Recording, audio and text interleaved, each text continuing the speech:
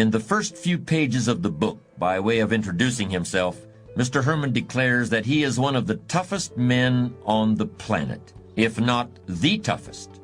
And whether or not you are prepared to take his word for it now, as he tells you so, he is absolutely sure you will agree with him by the time you've finished the book. And he's right. By the time you've finished the book, you'll know that over the course of these few hundred pages, you've been in the company of the toughest man on earth, physically, mentally, and spiritually. This was definitely a man with a very strong body and a strong character to go with it. Victor Herman had been born in Michigan, but he had moved to Russia during the 1930s when his father went there to work in a factory built by the Ford Motor Company. Victor Herman, who was in his early 20s at the time, was also arrested for being politically unreliable and was sent to Siberia. The philosophy of the Soviet prison system at the time was very simple. Prisoners were simply worked to death.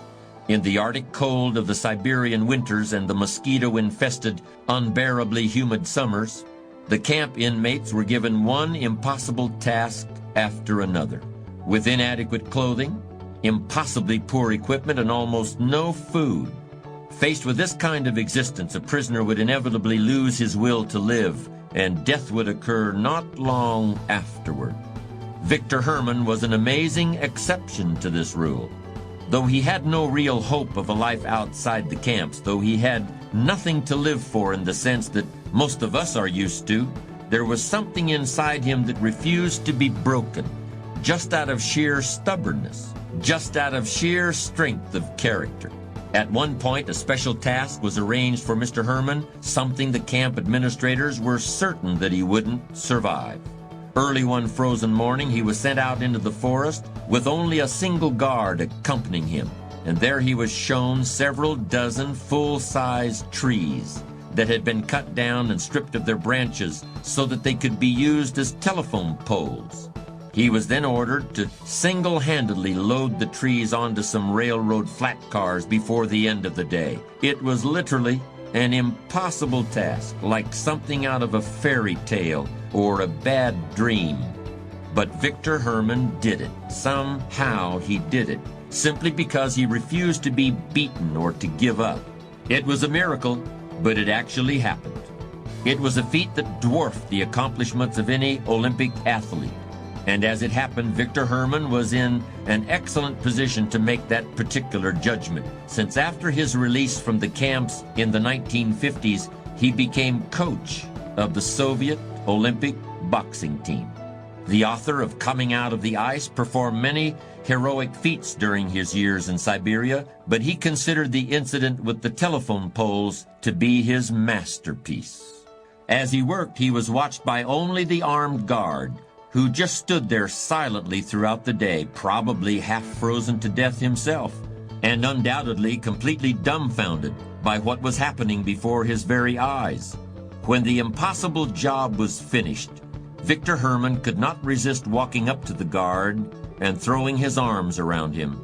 This incredible display of physical and mental toughness simply had to be celebrated somehow, even if only with a Russian prison guard in the middle of a vast Siberian forest. As Herman described it, the guard allowed him a brief smile, and then the two men trudged back to the camp, where Herman endured many more years of incarceration before his eventual release, his remarkable Olympic career, and finally his return to the United States after almost 30 years in the Soviet Union. Victor Herman's amazing story certainly deserves to be told, and I believe there's a great deal to be learned from his accomplishments. But it's not what you might think. I'm not going to suggest that you can be like Victor Herman or that you should even try. In fact, I think the value and the extraordinary power of his story lies largely in the differences between what this man accomplished and what we can expect of ourselves. To me, the most amazing fact about Victor Herman's survival is the fact that he found motivation entirely within himself. Nobody cared whether he lived or died. He had no reason to think he would ever have a life outside the prison camps. It was made obvious to him throughout every minute of every day that his captors were simply waiting for him to give in, and growing more and more impatient about it all the time. To me, the fact that Victor Herman managed to maintain his will to live under these conditions of total isolation is even more amazing than the things he accomplished with his body. Very few people are able to develop this kind of intrinsic motivation. That's just an axiom of human nature. Most of us, virtually all of us in fact, need reasons outside of ourselves in order to accomplish anything of significance. We can still be people of strong character, but we need something outside ourselves to help us become as strong as we can be. Just sort of wanting to be financially successful is rarely enough to make it happen.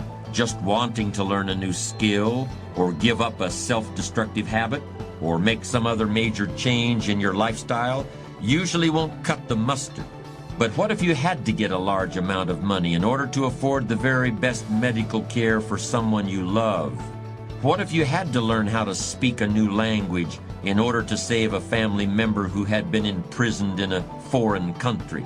Or if you had to change your way of living in order to find a way out of some other life or death situation? Your motivation would move to a much higher level. If you're like most people, having to is a lot stronger than wanting to. But often, and especially when you're young, that difference isn't always clear until someone points it out to you.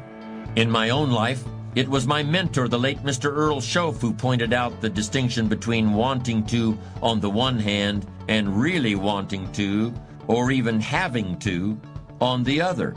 By doing so, Mr. Schoaf did me a great favor, and after we'd talked about this, I felt for the first time I was really pointed in the direction of success.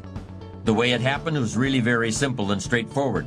Mr. Schoaf simply took me aside one day and said, "Jim, you have enough talent and intelligence to really accomplish a lot in life, but you just don't have enough reasons to make it happen."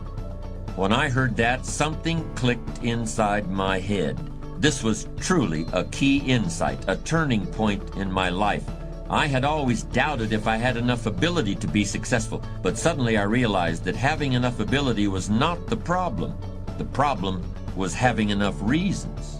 I'm no Victor Herman, and frankly, I doubt whether you are either. We don't have the willpower to achieve success in a vacuum, as if we were standing out in the middle of a Siberian forest loading logs. We need all the help we can get in terms of motivation, but of course different people are motivated by different things.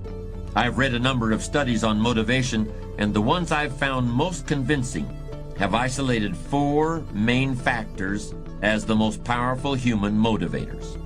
I'll go through them one by one, and I urge you to listen to them carefully. Think about how you can put them to use to help you to accomplish your goals. And if you're in a managerial or leadership position, think also about how you can use them to help motivate the people you're supervising. These are the real factors that make people get off their behinds and do things. These are what works when wanting to just isn't enough.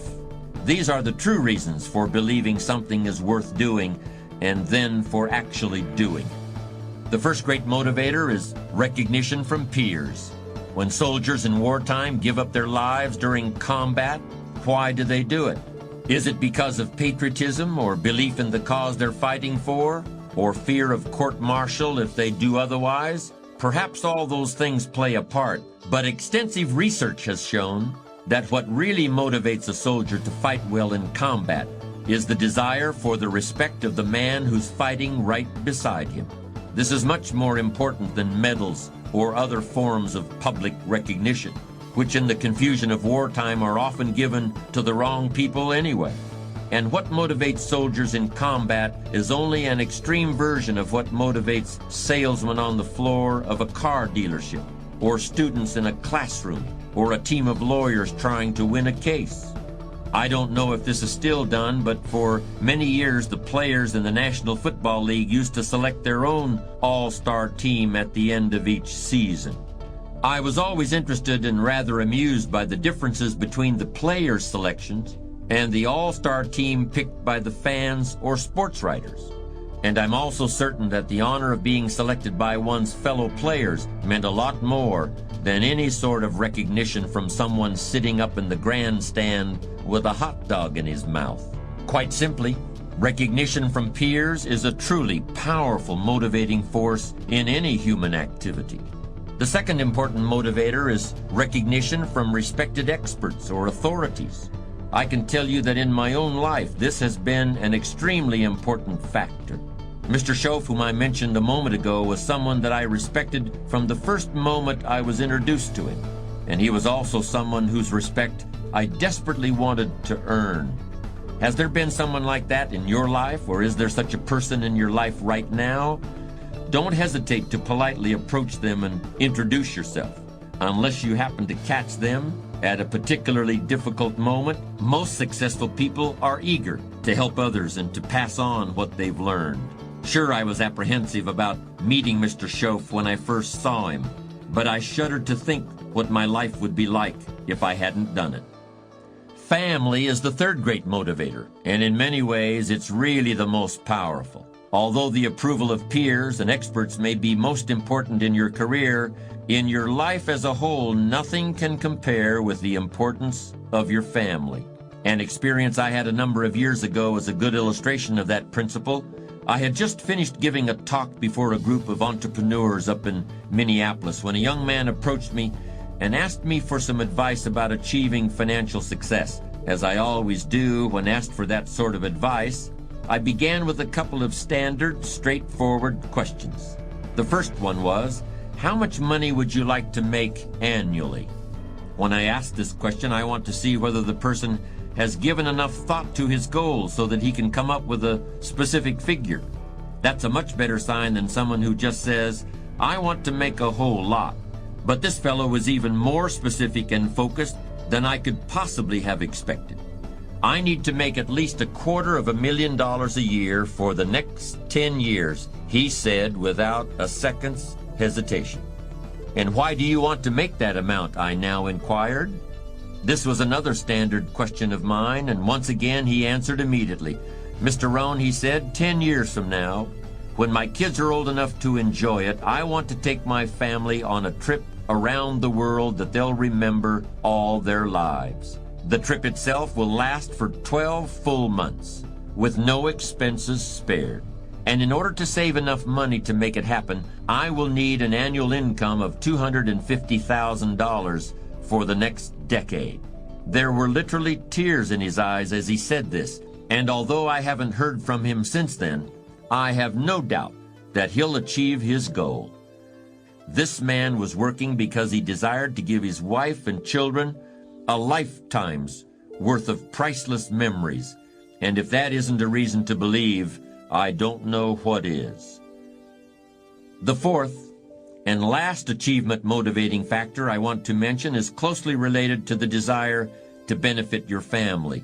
In fact, you could say it's a desire to benefit the whole family of man.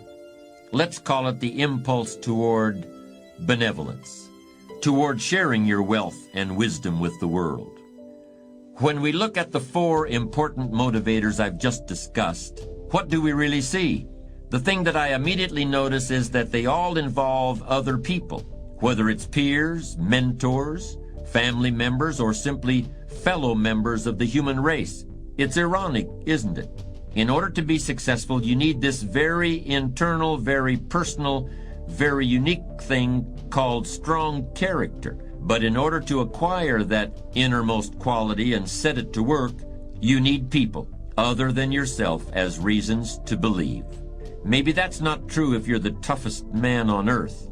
Maybe then you can do whatever needs to be done just because you set your mind to do it. The thing is, though, there's only one toughest man on earth at any one time, and I'm not the one. And I'm kind of glad about that too, because needing and working for other people is really what's made my life worthwhile.